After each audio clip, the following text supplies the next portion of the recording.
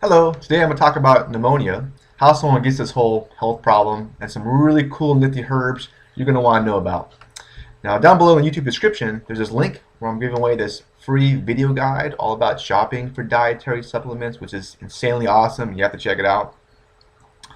Now, when germs invade our bodies, they want to create a cozy, comfortable home.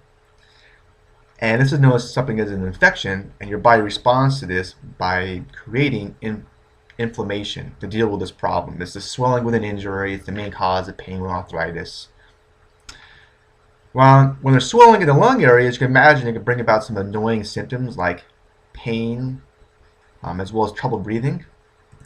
Then the body creates something known as mucus to deal with this situation, and everybody loves mucus, right?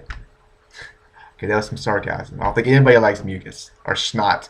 In fact, the most embarrassing thing that happened to me when I was in grade school, I was caught on camera with some snot coming out my nose. Of course, all the kids were like, yeah, replay, making fun of me forever because of that. And of course, there's this girl I had a huge crush on right next to me. I was like, oh my God, this is horrible. So, but of course, snot or mucus does serve a purpose. What it does is beneficial because it traps foreign invaders like a black widow to its mate or a woman to its mate. Are they similar? I don't know. You tell me. And due to this mucus buildup, can you guess what other symptoms it can bring about? Yes, since we have this mucus, we want to get rid of it and cough. So that's another common symptom, and this coughing can create like a sore throat, which can happen. As well as fatigue, since the body's trying to deal and eliminate the foreign invader. Other symptoms could be a fever, some nose congestion with the mucus in the nose area, as well as like a headache and just feeling unwell.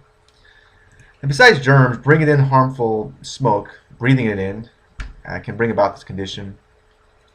Pneumonia can be contagious depending on the reason someone has it, like if there's a virus, bacteria, tuberculosis, of course.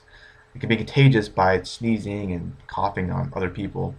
Plus, someone can get it through touching germs and then touching their face, which is why you should never touch your face. The contagion period usually lasts a day to several years. Really depends on someone's immune system. It all depends on that. If you have a strong immune system, then it's going to be great. And this is why it's a good idea to build up your whole body's defense system and make it as powerful as a battleship. Okay, I think battleships are a little outdated nowadays, right? How about as powerful as Justin Bieber?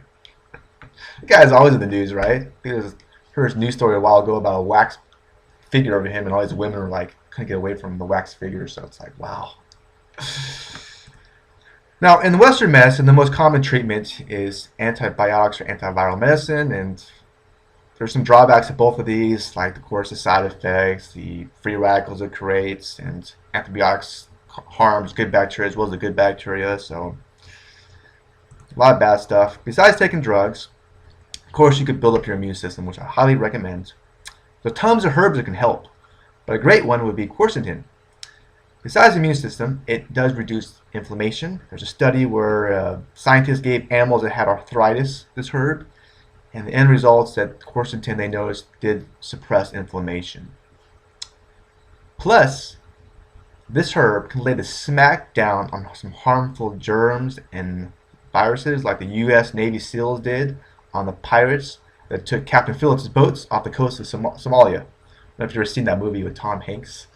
But in a nutshell, the U.S. Navy SEALs came in and shot all the pirates dead with one shot at the same time.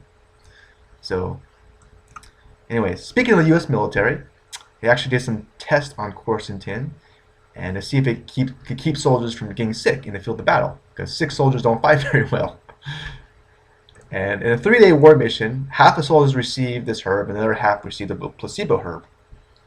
And the end result was they found infections in 45% of the group that didn't take the herb, they took the placebo.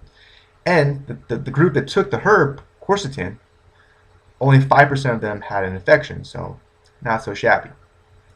Now, there's just an insane amount of herbs that can help, just a ton. If you're interested in herbal remedies and supplements in general, like I mentioned, I do strongly recommend that link below and viewing that free report and video guide. It talks about herbal remedies to consider, as well as some very harmful ones you should avoid that may surprise you and are in common items like tea. plus a whole lot more useful information like how to identify a good supplement brand and avoid the crappy choices out there, which there are some, and even stuff like skincare and weight loss. So you're gonna love it.